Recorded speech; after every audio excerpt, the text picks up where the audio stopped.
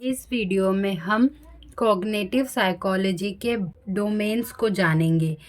इसके 12 डोमेन्स हैं, मतलब कॉग्निटिव साइकोलॉजी के अंदर 12 एरियाज़ हैं या फील्ड है जिनके ऊपर हम स्टडी करते हैं।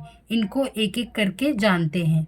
तो पहला है कॉग्निटिव न्यूरोसाइंस।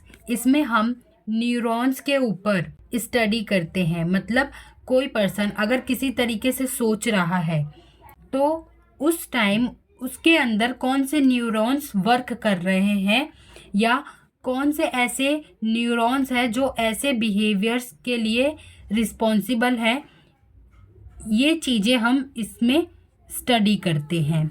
सेंसेशन से लेकर मेमोरी तक कॉग्निटिव प्रोसेस का एक भाग ब्रेन और नर्वस सिस्टम में होने वाली बेसिक इलेक्ट्रोकेमिकल प्रोसेस के कारण होता है। मतलब जैसे हम थिंकिंग कर रहे हैं, प्रॉब्लम सॉल्विंग कर रहे हैं या कुछ भी ऐसा जो कॉग्निटिव प्रोसेस के अंदर आता है, तो उसमें हमारे नर्वस सिस्टम की भी इन्वॉल्वमेंट होती है। जैसे हमने किसी गर्म चीज़ को टच किया तो हमारा हाथ तुरंत पीछे हट जाता है। तो इसमें न्यूरॉन्स और कॉग्निशन दोनों चीज़ शामिल होती है। तो इसके अंदर हम इन्हीं के रिलेशनशिप के बारे में जानते हैं। सेकंड फील्ड है परसेप्शन। परसेप्शन का मतलब है हम अपने आसपास की चीज़ों को देखकर उसका क्या इंटरप्रिटेशन निकालते हैं, यानी उसका मतलब क्या निकालते हैं। इसके लिए हमारे पास सेंसिटिविटी की गुड अंडरस्टैंडिंग होनी चाहिए, क्योंकि हम सेंस ऑर्गन्स के ज़रिए ही अपने आसपास की चीज़ों को देखते हैं, सुनते हैं, समझते हैं और महसूस करते हैं।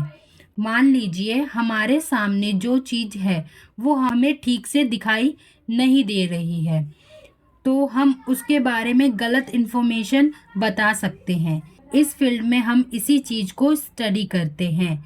किसी भी चीज़ को समझने के लिए उस पर ध्यान लगाने की ज़रूरत होती है, यानी अटेंशन देना होता है, उसके पैटर्न को रिकॉग्नाइज करना होता है, उसे अपने कॉन्शियसनेस में लाना होता है, तब जाकर हमारा परसेप्शन कंप्लीट होता है। तीसरा फील्ड है पैटर्न रिकॉग्निशन। जब भी हम कोई चीज़ अपने सेंस ऑर्गन के थ्रू देखते हैं, सुनते हैं, महसूस करते हैं या सूंघते हैं या स्वाद लेकर उसे पहचानते हैं, तो वह हमें ऐसे ही पता नहीं चल जाता, बल्कि उससे रिलेटेड या वो चीज़ हमारे माइंड में पहले से स्टोर होती है, जिस कारण हम उसे पहचान सकते हैं और इसी को रिकॉग्निशन कहते हैं। फॉर एग्ज़ाम्पल, जब हम रीडिंग करते हैं तो उसमें बहुत सारी साइंस, सिंबल्स और लाइंस का यूज़ किया जाता है। फिर हम उसे मिलाकर वर्ड्स या लेटर्स को आइडेंटिफाई करते हैं। तो इसमें हमारे देखने के सेंसेस का यूज़ हुआ है और ज़रूरी नहीं है इसके लिए एक ही सेंस का यूज़ हो, बल्कि 2 या 2 से ज़्यादा सेंसेस का भी यूज़ हो सकता है। अगला है अटेंशन। किसी भी इंफॉर्मेशन को याद करने के लिए या समझने के लिए उस पर ध्यान देने की ज़रूरत होती है, यानी अटेंशन बनाना पड़ता है। जैसे हमारे आसपास इतनी सारी चीज़ें हैं पर हमें सबके बारे में नहीं पता होता, लेकिन हम जिन चीज़ों पर ध्यान देते हैं वो हमें याद रहता है, और अगर उसमें कुछ गड़बड़ी होती है या उसे चेंज कर दिया जाता है तो हमारा ध्यान अपने आप उस पर चला जाता है। तो इन्फॉर्मेशन कलेक्ट करने की हमारी कैपेसिटी 2 लेवल तक सीमित होती है, सेंसरी और कॉग्निटिव। यानी सेंसरी के ज़रिए हम चीज़ों को डिटेक्ट करते हैं और कॉग्निशन के ज़रिए हम उन चीज़ों को समझते हैं। तो अटेंशन लिमिटेड इसलिए है क्योंकि अगर हम बहुत चीज़ों को एक साथ ध्यान देंगे, बहुत चीज़ों पर एक साथ ध्यान देंगे तो हम ओवरलोड हो जाएंगे और हमारी परफॉर्मेंस में ब्रेकडाउन हो जाएगा। जैसे हम बहुत सारे काम एक साथ करते रहते हैं तो हम थक जाते हैं, तो हमें ब्रेक की ज़रूरत होती है। इसी तरीके से हमारी अटेंशन भी लिमिटेड होती है। फिर अगला है कॉन्शियसनेस, मतलब करंट अवेयरनेस ऑफ एक्सटर्नल और इंटरनल सर्कमस्टेंसेस। हमारे अंदर या बाहर क्या हो रहा है इसके बारे में हमें कितना पता है, कितनी जानकारी है, इसे बोलते हैं कॉन्शियसनेस। पहले इसे साइंटिफिक नहीं माना जाता था क्योंकि उनका मानना था कि हम इसे मेज़र नहीं कर सकते, इसलिए ये अनसाइंटिफिक था। यहाँ इन्होंने एक एग्जाम्पल दिया है, जैसे आप देर रात तक पढ़ाई कर रहे हैं और सडनली आपका ध्यान घड़ी पर जाता है। आप देखते हो कि बहुत देर हो गई है, तो जब आप पढ़ रहे थे तो आपका पूरा कॉन्शियस पढ़ाई पर था। जैसे ही आपका ध्यान घड़ी पर गया, यानी एक्सटर्नल स्टिमुलस पर गया, तो आपका कॉन्शियसनेस एक्सटर्नल स्टिमुलस पर हो गया, जिससे आपके अंदर चेंजेस आना शुरू हो गए, यानी इंटरनल कॉन्शियसनेस हो गई। आप सोचने लगे देर हो गई है और मैं सो जाता हूँ। कल सुबह बहुत काम है, थकान महसूस करते हैं, तो इस कारण एक्सटर्नल स्टिमुलस के कारण हमारे इंटरनल स्टिमुलस में चेंजेस देखी जाती है। सिक्स्थ फील्ड है मेमोरी। मेमोरी और परसेप्शन साथ साथ काम करते हैं। हम जिन चीज़ों को भी परसीव करते हैं वो हमारे शॉर्ट मेमोरी या लॉन्ग मेमोरी में स्टोर हो जाती है। तो जब हम किसी भी चीज़ को देखते हैं, समझते हैं, तो पहले वो शॉर्ट मेमोरी में जाती है, फिर जब हम उस इंफॉर्मेशन को बार बार रिवाइज करते हैं तब वो लॉन्ग टर्म मेमोरी में चली जाती है। और जिन इंफॉर्मेशन को हम रिवाइज नहीं करते तो वो शॉर्ट टर्म में से ही डिलीट हो जाती है। जैसे लैंग्वेज, लैंग्वेज हम बार बार बोलते हैं इसलिए हमें याद रहती है, और दूसरी लैंग्वेज अगर हम सीखते हैं और उसकी प्रैक्टिस नहीं करते तो वो हम भूल जाते हैं। सेवेंथ फील्ड है रिप्रेजेंटेशन ऑफ नॉलेज, मतलब आप किस तरीके से इंफॉर्मेशन को रिप्रेजेंट करते हो या समझते हो। मतलब आप कोई भी नई चीज़ सीख रहे हो तो उसे अपने ब्रेन में कैसे स्टोर करते हो, उसे कैसे सिंबलाइज्ड और कंबाइन करते हो।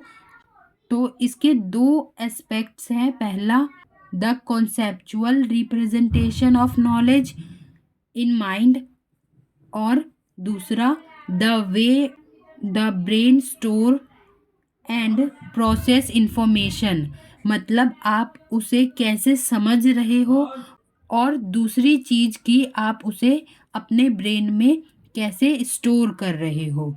तो इन्फॉर्मेशन समझने का तरीका सबका अलग अलग हो सकता है, लेकिन जब वो अपने एक्सपीरियंस के बारे में बताएंगे तो मोस्टली वो सबके सेम होते हैं। एट्थ फील्ड है इमेजरी, मतलब हम जो भी चीज़ें देखते हैं हमारे माइंड में उसकी एक इमेज बन जाती है। अगर आपसे मैं कहूँ किसी एलियन के बारे में सोचो, तो आपने जो टीवी और शोज़ में एलियन देखे होंगे उसी की इमेज आपके माइंड में आएगी, अदरवाइज और कोई सी नहीं आएगी।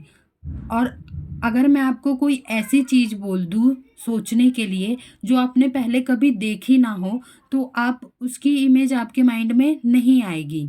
और कॉग्निटिव मैप क्या होता है? हम अपने इन्वायरमेंट की जितनी भी चीज़ें देखते हैं, जैसे कोई गली हो गई, मोहल्ला हो गया, बिल्डिंग हो गई, तो वो हमारे माइंड में एक मैप बन जाता है उसका। इसी को कॉग्निटिव मैप भी कहते हैं। अगला फील्ड है लैंग्वेज। लैंग्वेज एक ऐसी चीज़ है जिसके ज़रिए हम अपनी मन की बात, अपनी फीलिंग्स को दूसरों तक पहुंचा सकते हैं। तो हम कॉग्निटिव साइकोलॉजी में लैंग्वेज को क्यों पढ़ते हैं? हम ये जानने की कोशिश करते हैं कि हम कोई भी लैंग्वेज कैसे सीखते हैं और उसका यूज़ कैसे करते हैं। लैंग्वेज प्रोसेसिंग इंफॉर्मेशन का इम्पॉर्टेंट कंपोनेंट है। मान लीजिए आप किसी शहर में गए और वहाँ की भाषा आपको नहीं आती, तो उस समय आपका इंफॉर्मेशन प्रोसेसिंग वर्क करना बंद कर देगा, क्योंकि आपको उस टाइम कुछ समझ ही नहीं आएगा। और जब हम कुछ समझ ही नहीं पाएंगे तो नई इंफॉर्मेशन को गेन कैसे करेंगे। अगला फील्ड है डेवलपमेंटल साइकोलॉजी।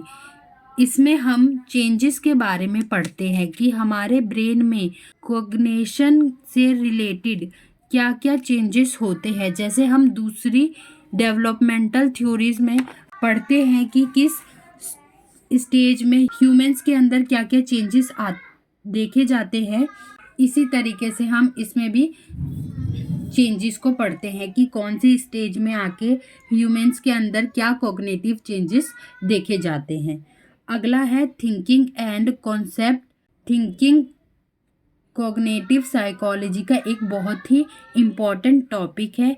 यहाँ इन्होंने इसे कॉग्निशन का क्राउन ज्वेल बोला है। मतलब जैसे किसी ताज में, किसी मुकुट में कोई हीरा लगा रहता है, उसी तरह थिंकिंग भी कॉग्निटिव साइकोलॉजी में इम्पॉर्टेंट रोल निभाता है।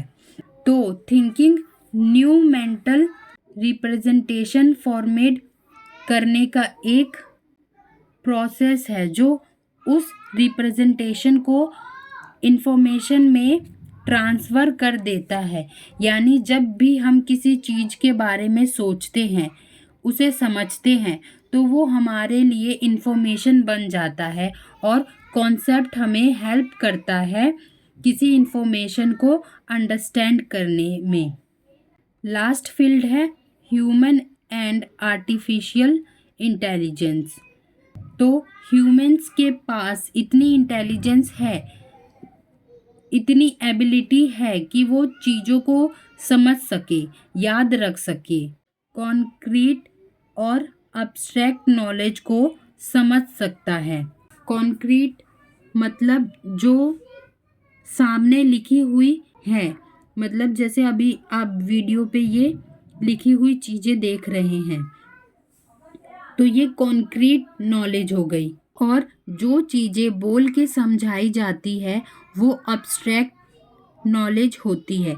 जैसे अभी आप मेरी बातें सुनकर समझ रहे हैं, तो वो अब्स्ट्रैक्ट नॉलेज होगा। और हम चीज़ों के बीच का रिलेशनशिप भी समझ सकते हैं। हम वर्बल डिस्क्रिप्शन को एक्शन में कन्वर्ट कर सकते हैं। मतलब जैसे हमें किसी ने कुछ कहा तो हम उसको कर सकते हैं। और आर्टिफिशियल इंटेलिजेंस क्या है? हम देख रहे हैं कि आजकल ह्यूमंस जो काम कर रहे हैं वो मशीन भी कर रही है। तो उनमें ऐसे प्रोग्राम्स फिक्स किए जाते हैं जो ह्यूमंस की तरह वर्क करते हैं। तो इस फील्ड में हम यही जानने की कोशिश करते हैं कि ह्यूमंस और एआई में क्या डिफरेंस है। जबकि दोनों एक ही काम कर सकते हैं, तो दोनों अलग कैसे हैं।